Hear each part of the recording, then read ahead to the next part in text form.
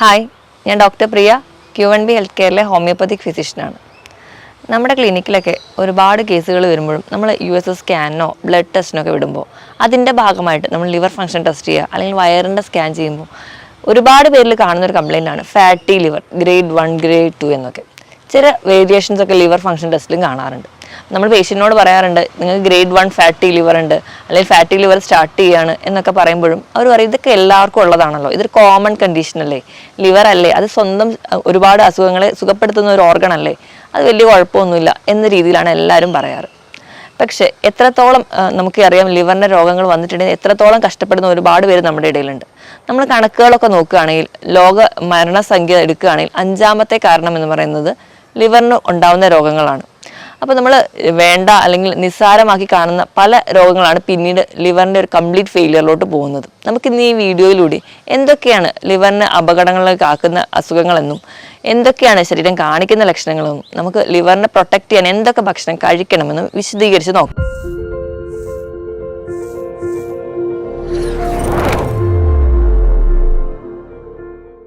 നമുക്ക് ആദ്യം ലിവറിനെ പറ്റി നോക്കാം. ലിവർ എന്ന് പറയുന്നത് നമ്മുടെ ശരീരത്തിലെ ഏറ്റവും വലിയ ഗ്രന്ഥിയാണ്.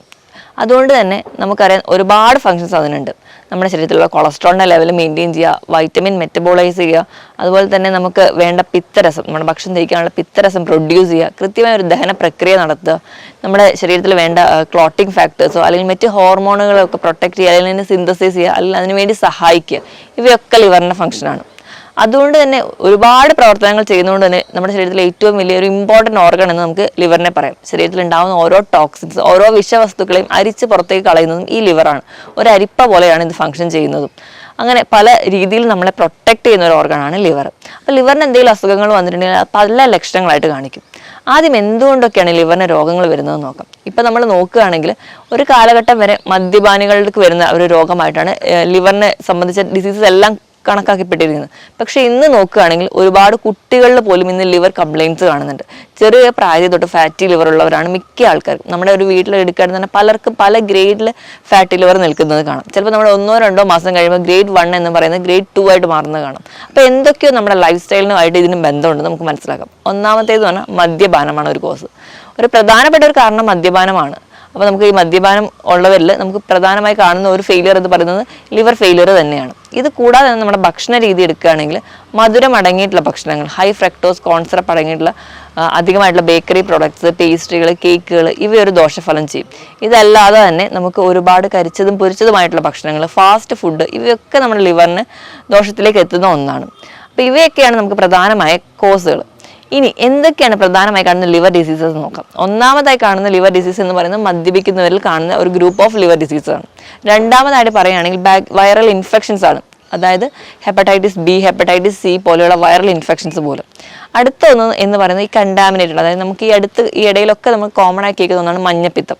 ഹെപ്പറ്റൈറ്റിസ് എ അല്ലെങ്കിൽ ഹെപ്പറ്റൈറ്റിസ് ഇ ഒക്കെ വരുന്നതാണ് ഇതിൽ പെടുന്നത്. ഇത് കൂടാതെ തന്നെ ഫാറ്റി ലിവർ ഉണ്ട്. ഈ ഫാറ്റി ലിവർ പ്രോഗ്രസ് ചെയ്ത് പോയിട്ട് അതിൻ്റെ ഒരു എൻഡ് സ്റ്റേജ് എന്ന് പറയുമ്പോൾ ലിവർ സിറോസിസ് ഉണ്ട്. ഇങ്ങനെ പല പ്രശ്നങ്ങളും നമുക്ക് കാണാൻ പറ്റും. ഇത്രയേറെ പ്രശ്നങ്ങൾ നമുക്ക് ഉണ്ടെങ്കിലും പലർക്കും ഈ ലിവറിൻ്റെ അസുഖം എന്ന് പറയുന്നത് നിസ്സാരമായി കാണും, അല്ലെങ്കിൽ അത് ശ്രദ്ധിക്കാതെ പോകും.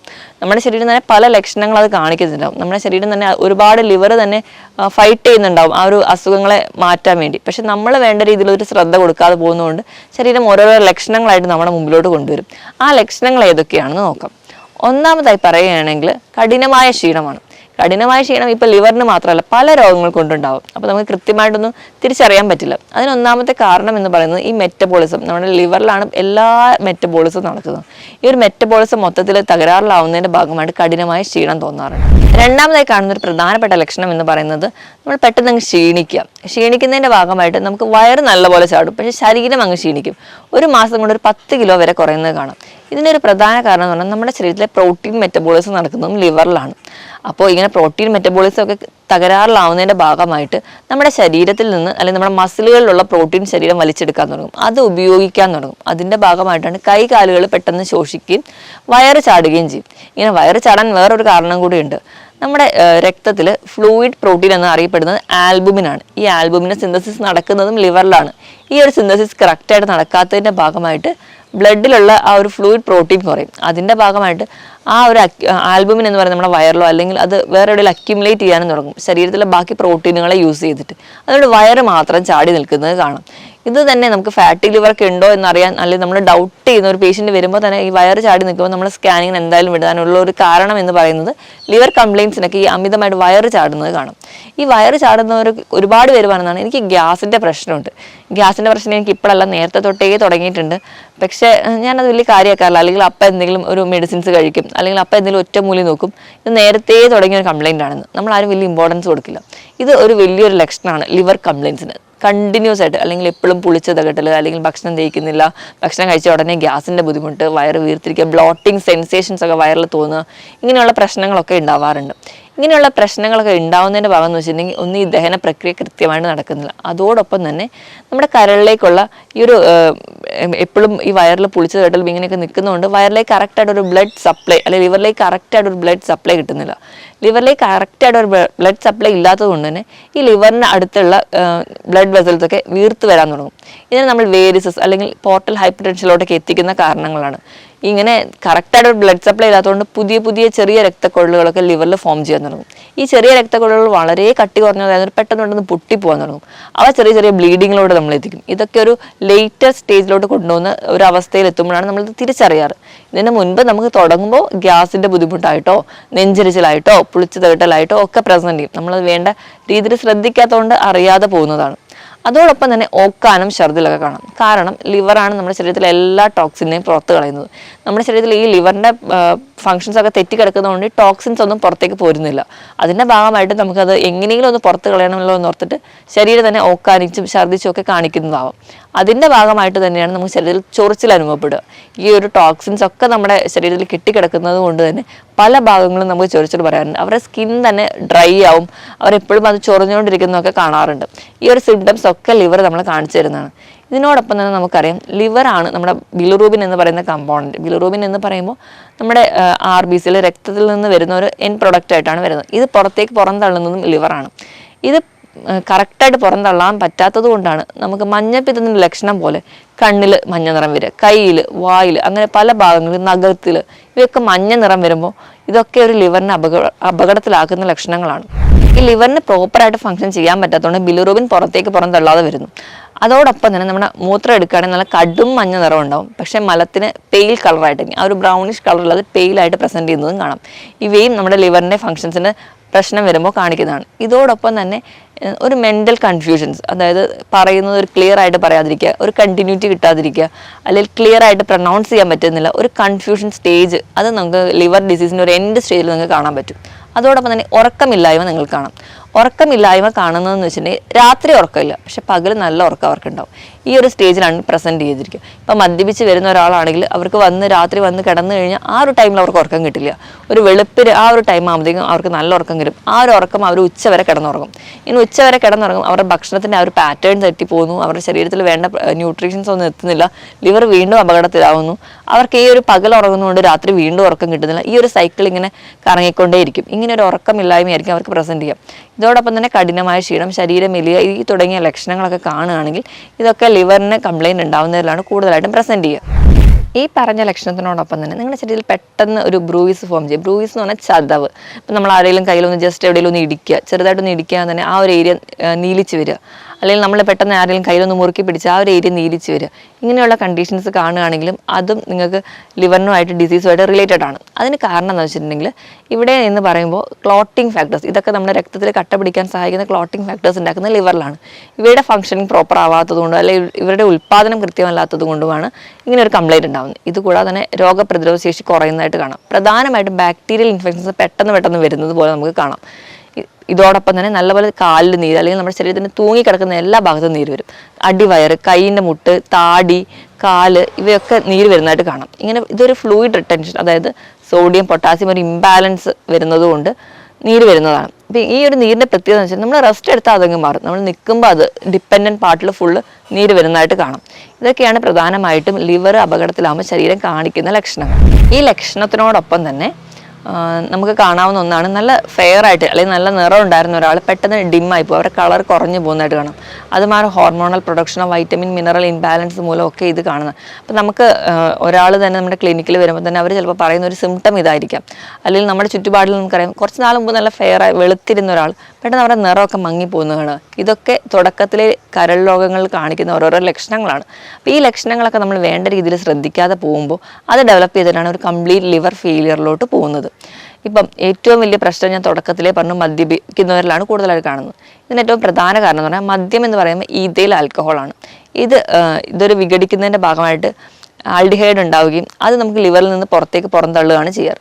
നോർമലി അങ്ങനെയാണ്. അപ്പോൾ ലിവർ കണ്ടീഷൻസ് അല്ലെങ്കിൽ ലിവർ ഡിസീസസ് സ്റ്റാർട്ട് ചെയ്തവർക്ക് ഈ ഒരു പ്രോസസ്സ് നടക്കാതെ വരെയും ഇത് ലിവറിൽ അക്യുമുലേറ്റ് ചെയ്യുകയും ചെയ്യുന്നുണ്ട്. അപ്പോൾ ഏറ്റവും വലിയ വില്ലയെന്ന് പറഞ്ഞാൽ മദ്യം തന്നെയാണ്. അപ്പോൾ മദ്യം എന്ന് പറയുമ്പോൾ തന്നെ അല്ലെങ്കിൽ അതിൻ്റെ ക്വാണ്ടിറ്റി, അതിൻ്റെ ക്വാളിറ്റി ഇതിനൊക്കെ ഡിപ്പെൻഡ് ചെയ്തിരിക്കും. അപ്പോൾ മാക്സിമം നിങ്ങൾ ഈ ഒരു ശീലമുള്ളവരാണെങ്കിൽ അത് ആദ്യം സ്റ്റോപ്പ് ചെയ്യുകയാണെങ്കിൽ ഒരു പരിധി വരെ ലിവർ ഡിസീസ് ഒന്നും ഡെവലപ്പ് ചെയ്യാതെ പോകുന്നത് കാണാം. ഇനി ചില ഭക്ഷണങ്ങൾ കഴിക്കുകയാണെങ്കിൽ നമ്മുടെ ലിവറിന് ഒരു പരിധി വരെ അത് പ്രൊട്ടക്റ്റ് ചെയ്യുന്നത് കാണാം. ഒന്നാമതായിട്ട് കാപ്പി കുടിക്കുക. 2-3 കാപ്പി കുടിക്കുമ്പോൾ അതിലുള്ള കഫീൻ നമ്മുടെ ലിവറിന് പ്രൊട്ടക്ഷൻ ആണെന്ന് പറയാം. അതുപോലെ ഫ്രൂട്ട്സിൻ്റെ കേസിലാണെങ്കിൽ ആപ്പിൾ വളരെ നല്ലതാണ്. ആപ്പിൾ ധാരാളം ഫൈബേഴ്സ് ഉള്ളതുകൊണ്ട് തന്നെ ടോക്സിൻസ് ഒരുപാട് എലിമിനേറ്റ് ചെയ്യാൻ സഹായിക്കുന്നുണ്ട്. അതുപോലെ തന്നെ ആപ്പിളിലുള്ള മാലിക് ആസിഡ് നമ്മുടെ ലിവറിനെ പ്രൊട്ടക്റ്റ് ചെയ്യാൻ വേണ്ടി ഉപയോഗിക്കുന്നുണ്ട്. ഇനി രണ്ടാമതായിട്ട് പറയുകയാണെങ്കിൽ വെജിറ്റബിൾസിൻ്റെ കേസ് എടുക്കുക, പച്ചക്കറികൾ നോക്കുകയാണെങ്കിൽ ഏറ്റവും നല്ലതെന്ന് പറഞ്ഞാൽ ബീട്രൂട്ടാണ്. ബീട്രൂട്ട് എന്ന് പറയുമ്പോൾ നമ്മുടെ ലിവറിലേക്കുള്ള ബ്ലഡ് സപ്ലൈ കൂട്ടുന്നതായിട്ട് കാണാം. അതുപോലെ തന്നെ പാവയ്ക്ക, ഇവയും കഴിക്കുന്നത് നമ്മുടെ ലിവറിനെ പ്രൊട്ടക്റ്റ് ചെയ്യാൻ വളരെ നല്ലതാണ്.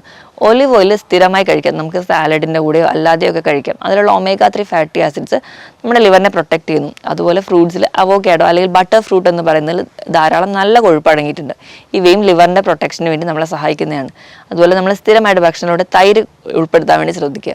തൈര് എന്ന് പറയുമ്പോൾ നല്ലൊരു പ്രൊബയോട്ടിക്കാണ്. പ്രോബയോട്ടിക് എന്ന് പറയുമ്പോൾ തന്നെ നമ്മുടെ ശരീരത്തിൽ ഗുണങ്ങൾ ചെയ്യുന്ന ഒരുപാട് ബാക്ടീരിയകളുണ്ട്. മിക്ക രോഗങ്ങളും നമ്മുടെ ശരീരത്തിലെ മിക്ക രോഗങ്ങളും മിക്ക ഓട്ടോ ഇമ്മ്യൂൺ കണ്ടീഷൻസും ഒക്കെ എടുക്കുകയാണെങ്കിൽ അതിനൊരു പ്രധാന കാരണം എന്ന് പറഞ്ഞാൽ നമ്മുടെ ഗട്ടിൻ്റെ ആരോഗ്യമില്ലായ്മയാണ്.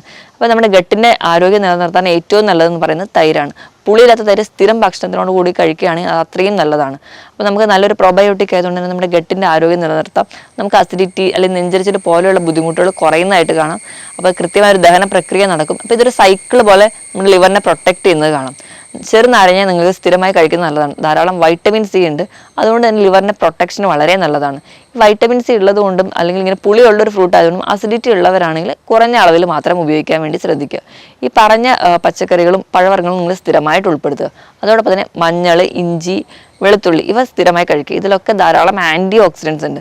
അപ്പോൾ ലിവറിനൊരു ഇൻഫ്ലമേഷനോ അല്ലെങ്കിൽ ലിവർ സെൽ ഡെത്തോ അങ്ങനത്തെ കണ്ടീഷൻസ് അല്ലെങ്കിൽ ഒരു ഓക്സിഡേറ്റീവ് സ്ട്രെസ് നമ്മുടെ ലിവറിന് കൊടുക്കുന്ന കണ്ടീഷൻസ് നമ്മുടെ ശരീരത്തിൽ ഉണ്ടെങ്കിൽ അത് ഒഴിവാക്കാൻ വേണ്ടി ആൻറ്റി ഓക്സിഡൻസ് ആണ് എപ്പോഴും നല്ലത്. അപ്പോൾ ഈ ഒരു ഭക്ഷണങ്ങളൊക്കെ കൃത്യമായി കഴിക്കുക. അതിനോടൊപ്പം തന്നെ കൃത്യമായിട്ട് വെള്ളം കുടിക്കണം. വെള്ളം കുടിക്കേണ്ട അളവ് എന്ന് പറഞ്ഞു കഴിഞ്ഞാൽ നിങ്ങളുടെ ശരീരഭാരത്തിന് 25 കിലോയ്ക്ക് 1 ലിറ്റർ കണക്കെ വെള്ളം നിങ്ങൾ നല്ലപോലെ കുടിക്കാൻ വേണ്ടി ശ്രദ്ധിക്കുക. ഇതിനോടൊപ്പം തന്നെ കൃത്യമായി നിങ്ങളുടെ ബോഡി വെയിറ്റ് മെയിൻറ്റെയിൻ ചെയ്യുക. നിങ്ങളുടെ ഹൈറ്റിനനുസരിച്ച് തന്നെ നിങ്ങളുടെ ശരീരഭാരം മെയിൻറ്റെയിൻ ചെയ്യാൻ വേണ്ടി നിങ്ങൾ കൃത്യമായി ശ്രദ്ധിക്കണം. അതോടൊപ്പം നിങ്ങൾ ചെയ്യേണ്ടതെന്ന് വെച്ചാൽ കൃത്യമായ ഒരു വ്യായാമമാണ് വേണ്ടത്. വ്യായാമം എന്ന് പറയുമ്പോൾ രാവിലെ എണീറ്റ് നടക്കുക, അല്ലെങ്കിൽ ജോഗിങ്, അല്ലെങ്കിൽ സ്വിമ്മിങ്, അല്ലെങ്കിൽ നിങ്ങൾക്ക് സൈക്ലിംഗ്, ഇങ്ങനെ എന്ത് തരത്തിലുള്ള എക്സസൈസ് ചെയ്യാം. ഇതൊന്നും പറ്റിയില്ലെങ്കിൽ വീട്ടിൽ തന്നെ പാട്ടിട്ട് ചെറുതായി ഡാൻസ് ചെയ്യുക, അങ്ങനെ എറോബിക് എക്സസൈസിലൂടെ യോഗ, മെഡിറ്റേഷൻസ് ഇതൊക്കെ വളരെ നല്ലതാണ്. ഇതൊക്കെ നിങ്ങളെ കുറച്ചുകൂടെ എനർജറ്റിക് ആയിട്ട് നിർത്താൻ വേണ്ടി സഹായിക്കും. ആഴ്ചയിൽ 5 ദിവസമെങ്കിലും നിങ്ങൾ ഒരു അരമണിക്കൂറെങ്കിലും കൃത്യമായിട്ട് തന്നെ വ്യായാമം ചെയ്യുക. നല്ലപോലെ ഉറങ്ങുക. അതായത് നിങ്ങൾക്ക് ആവശ്യമുള്ള ഒരു 7-8 മണിക്കൂർ കൃത്യമായ ഉറക്കം കൂടി ഉണ്ടെങ്കിൽ നിങ്ങൾ ഒരുപാട് ശരീരം ഹെൽത്തി ആയിട്ടിരിക്കാൻ വേണ്ടി നിങ്ങളെ സഹായിക്കും. അങ്ങനെ തന്നെ ലിവറിന് ചെറിയ ചെറിയ ലക്ഷണങ്ങളൊക്കെ, ഞാൻ നേരത്തെ പറഞ്ഞ ലക്ഷണങ്ങളൊക്കെ ലിവർ കാണിക്കാൻ തുടങ്ങുമ്പോൾ സ്വയം ചികിത്സിക്കാതെ, ഒറ്റമൂലികൾ പരീക്ഷിക്കാതെ ഒരു ഡോക്ടറുടെ കൺസൾട്ടേഷൻ എടുക്കുക. അത് പ്രകാരം തന്നെ കണ്ടിന്യൂസ് ആയിട്ട് നിങ്ങൾ ഫോളോ അപ്പ് ചെയ്യുകയും ചെയ്യാൻ വേണ്ടി ശ്രദ്ധിക്കുക. ഇതൊക്കെ ചെയ്ത് കഴിഞ്ഞാൽ ഒരു പരിധി വരെ നമുക്ക് ലിവർ ഫെയിലിയറിലോട്ട് പോകാതെ നമുക്ക് ലിവറിനെ പ്രൊട്ടക്റ്റ് ചെയ്യാൻ പറ്റും. മറ്റൊരു ഹെൽത്ത് ടോപ്പിക്കുമായിട്ട് വീണ്ടും കാണുന്നതുവരെ നന്ദി.